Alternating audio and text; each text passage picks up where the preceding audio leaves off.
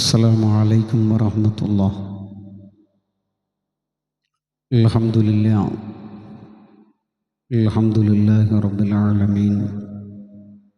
الصلاة والسلام على سيد المرسلين وعلى آله وأصحابه أجمعين.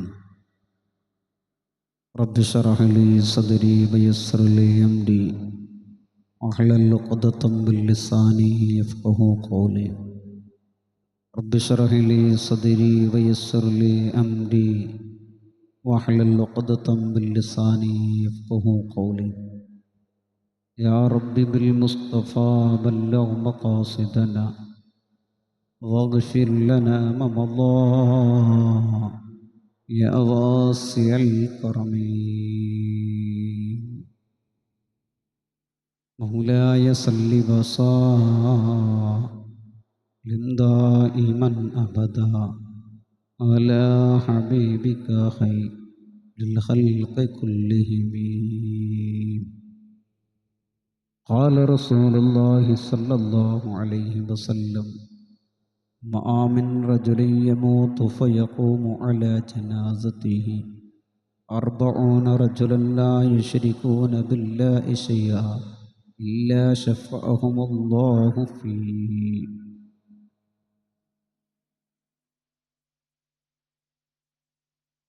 ബഹുമാന്യ ആദരവുകളും സ്നേഹങ്ങളുമുള്ള എൻ്റെ ശബ്ദം ശ്രവിക്കുന്ന എൻ്റെ സൗഹൃദങ്ങൾ, എനിക്ക് നാമമായി ബന്ധപ്പെട്ടവർ, അറിയുന്നവർ, അറിയാത്തവർ, എൻ്റെ ശബ്ദം ശ്രവിക്കുന്ന ഒരുപാട് മുഅ്മിനീങ്ങൾ, സർവാധിപനായ അല്ലാഹു ആഫിയത്തോടുകൂടെയുള്ള ദീർഘായുസ്സ് നൽകി അനുഗ്രഹിക്കുമാറാവട്ടെ. പ്രയാസങ്ങൾ, വിഷമങ്ങൾ, ദുരിതങ്ങളൊക്കെ അല്ലാഹു തആല വിട്ട് ഒഴിവാക്കി കൊടുക്കട്ടെ. മാരകമായ രോഗങ്ങൾ അല്ലാഹു ആജിലായ താമായ ശിഫ നൽകി അനുഗ്രഹിക്കുമാറാവട്ടെ. പ്രിയപ്പെട്ടവരെ, അന്നൂർ മീഡിയ ക്ലാസ് റൂമിൽ സ്വലാത്തുൽ ജനാസ, മയ്യത്ത് നിസ്കാരവുമായി ബന്ധപ്പെട്ട് ഒന്ന് രണ്ട് കാര്യങ്ങൾ നിങ്ങളെ ഓർമ്മയിൽപ്പെടുത്താനാണ് ഞാൻ ആഗ്രഹിക്കുന്നത്. നാം പലരും മയ്യത്ത് പരിപാലിക്കുന്നവരാണ്, മയ്യത്ത് നമസ്കരിക്കുന്നവരാണ്. അത്തരം ആളുകൾ അറിയാനും പുതുതലമുറ മനസ്സിലാക്കുവാനും വേണ്ടിയാണ് ഈ ഒരു വിഷയം നിങ്ങളിലേക്ക് ഞാൻ എത്തിക്കുന്നത്.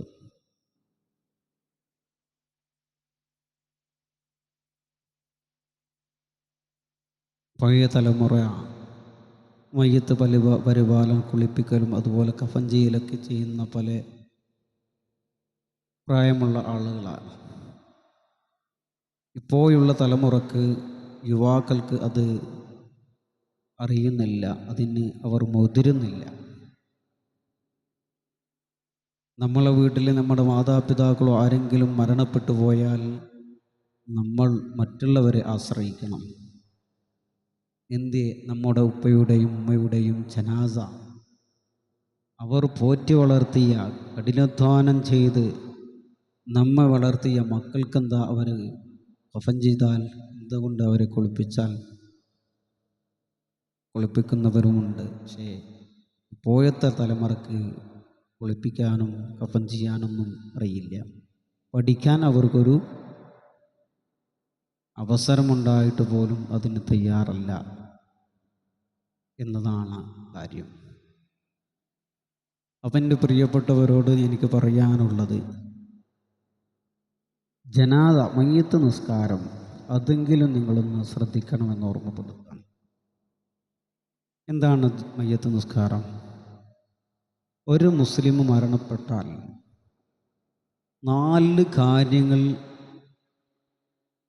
മറ്റു മുസ്ലിമീങ്ങൾക്ക് ഫർള് കിഫായയാണ്.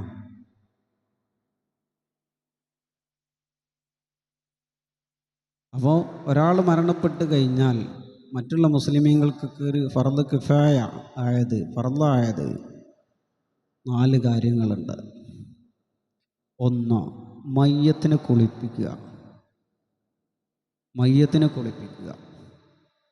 കഫൻ ചെയ്യുക, നിസ്കരിക്കുക, മറമാടുക. ഈ 4 കാര്യങ്ങൾ മറ്റുള്ള മുസ്ലിമീങ്ങൾക്ക് നിർബന്ധമാണ്.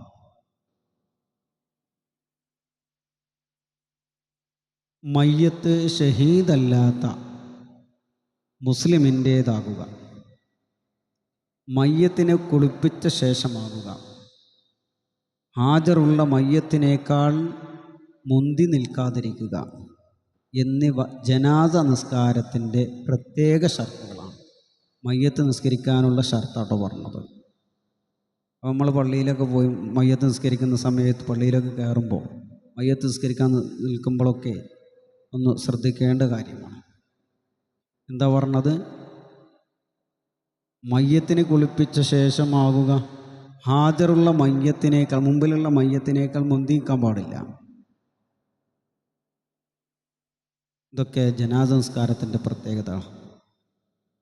കുളിപ്പിക്കാൻ പറ്റാത്ത മയ്യത്താണെങ്കിൽ അതിനെ തയമ്മം ചെയ്താലും മതി. കുളിപ്പിക്കാൻ പറ്റാത്ത മയ്യത്തുണ്ടാവും, അതിനെ തയമ്മം ചെയ്താലും മതിയാവും. ജനാസ നിസ്കാരത്തിന് ഒരുപാട് ഫർദ് ഉണ്ട്. 7 ഫർദുകളാണ് ജനാസ നിസ്കാരത്തിന്. എന്താണത്? എൻ്റെ പ്രിയപ്പെട്ട മുഅ്മിനീങ്ങൾ മനസ്സിലാക്കേണ്ടത്, അറിയുന്നവർ ധാരാളം പേരുണ്ട്,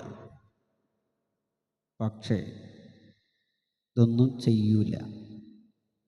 ഒന്ന് നിയ്യത്താണ്.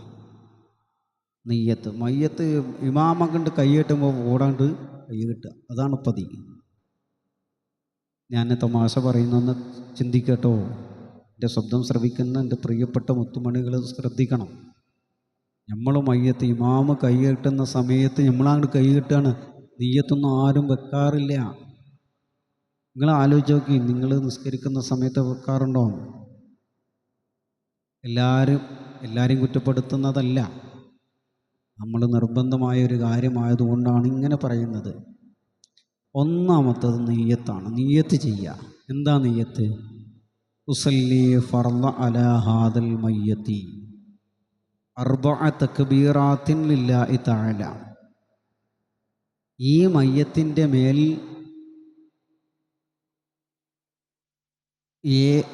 എനിക്ക് ഫർളായ നിസ്കാരം 4 തക്ബീറത്ത് കൊണ്ട് അല്ലാഹു തആലാക്ക് വേണ്ടി നിസ്കരിക്കുന്നു എന്ന് കരുതുക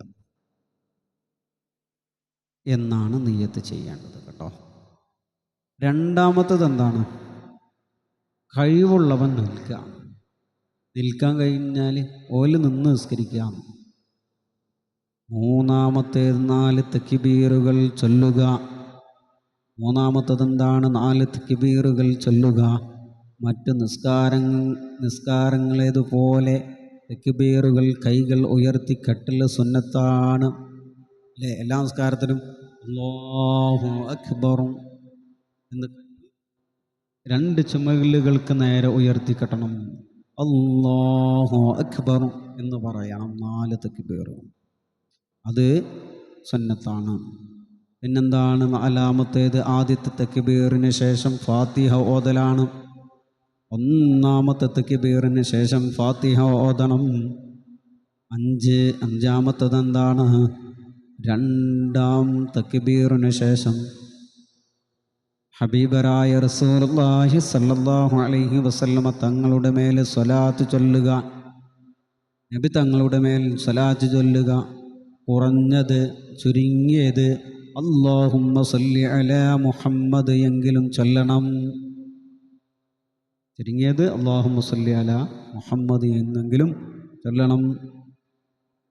അത്തഹിയാത്തിനു ശേഷമുള്ള സ്വലാത്ത് മുഴുവനും ഓതൽ ഉത്തമമാണ്. എന്താണ്? അത്തഹിയാത്തിന് ശേഷമുള്ള സ്വലാത്ത് മുഴുവനും ഓതലാണ് ഉത്തമം. 3-ാം തക്ബീറിന് ശേഷം മയ്യത്തിന് വേണ്ടി ദുആ ചെയ്യണം. മൂന്നാമത്തെ തക്ബീറിന് ശേഷം എന്ത് ചെയ്യണം? മയ്യത്തിന് വേണ്ടിയിട്ട് ദുആ ചെയ്യണം. അല്ലാഹുമ്മ ഗ്ഫിർ ലഹു اللهم اغفر له وارحمه واعف عنه وعافه وأكرم نزله ووسع مدخله وغسله بالماء والثلج والبرد ونقه من الخطايا كما ينقى الثوب الأبيض من الدنس وأبدله دارا خيرا من داره وأهلا خيرا من أهله وزوجا خيرا من زوجه وجيرانا خيرا من جيرانه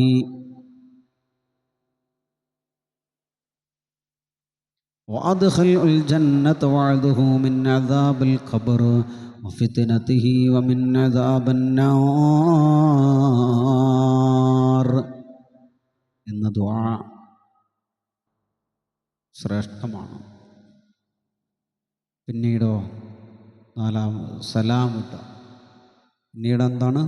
സലാം. അതിനു മുമ്പ് അല്ലാഹുമ്മ ലാ തഹ്രിംനാ അജ്റഹു അല്ലാഹുമ്മ ലാ തഹ്രിംനാ അജ്റഹു വലാ തഫ്തിന്നാ ബഅദഹു വഗ്ഫിർ ലനാ വലഹു എന്ന പറയൽ സുന്നത്താണ്. ഇത് കേൾക്കുന്നവർക്കൊന്ന് പറഞ്ഞു നോക്കി കേട്ടോ. എന്താണ്? അല്ലാഹുമ്മ ലാ തഹ്രിംനാ അജ്റഹു വലാ തഫ്തിന്നാ ബഅദഹു വഗ്ഫിർ ലനാ വലഹു എന്ന് പറയൽ സുന്നത്താണ്. മയ്യത്തിൻ്റെ തലയുടെ ഭാഗത്ത്,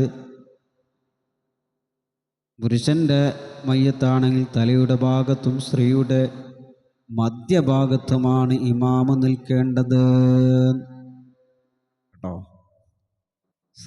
സ്ത്രീകളുടെ മധ്യഭാഗത്തും പുരുഷൻ്റെ തലഭാഗത്തുമാണ് നിൽക്കേണ്ടത്. മുത്തുനബി സല്ലല്ലാഹു അലൈഹി വസല്ലമ പറഞ്ഞതാണ്, മാമിൻ റജുലിൻ യമൂതു ഫയഖൂലു അനാ അലാ ജനാസതിഹി അർബഊന റജുലൻ ലാ യുശ്രികൂന ബില്ലാഹി ശൈആ ഇല്ലാ ശഫഅഹുമുല്ലാഹു ഫീ. നബി സല്ലല്ലാഹു അലൈഹി വസല്ലമ തങ്ങൾ പറയുകയാ, ഒരാൾ മരിക്കുകയും അയാളുടെ ജനാസയുടെ മേൽ അല്ലാഹുവിനോട് ഒന്നിനെയും പങ്കു ചേർക്കാതെ 40 പേർ നിസ്കരിക്കുകയും ചെയ്താൽ അവന് വേണ്ടി നടത്തുന്ന ശുപാർശ അല്ലാഹു സ്വീകരിക്കുക തന്നെ ചെയ്യുന്നതാണ്. എന്താ പറഞ്ഞത്?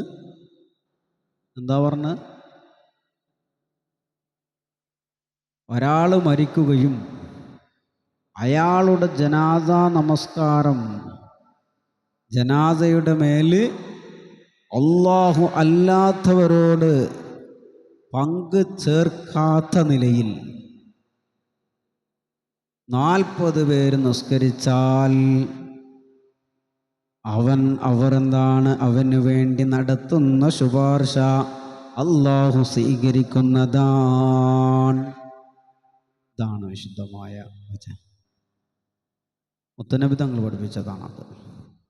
അതുകൊണ്ട് എൻ്റെ പ്രിയപ്പെട്ട മുത്തുമുഅ്മിനീങ്ങൾ, ഈ കാര്യങ്ങളൊക്കെ ശ്രദ്ധിക്കണമെന്ന് ഓർമ്മപ്പെടുത്തുകയാ. നമ്മുടെ എല്ലാവരുടെയും മാതാപിതാക്കൾ ഹയാത്തിലുള്ളവരുണ്ട്, മരണപ്പെട്ടു പോയവരുണ്ട്. മരണപ്പെട്ടവർക്ക് അല്ലാഹുവേ നീ പുറത്തു കൊടുക്കണേ അല്ലാ. അല്ലാഹുവേ ഖബർ ജീവിതം സന്തോഷത്തിലാക്കണേ അല്ലാ. ജീവിച്ചിരിപ്പുള്ള മാതാപിതാക്കളുണ്ട്, അല്ലാഹുവേ ആഫിയത്തോടെയുള്ള ദീർഘായുസ്സ് നൽകണേ അല്ലാ.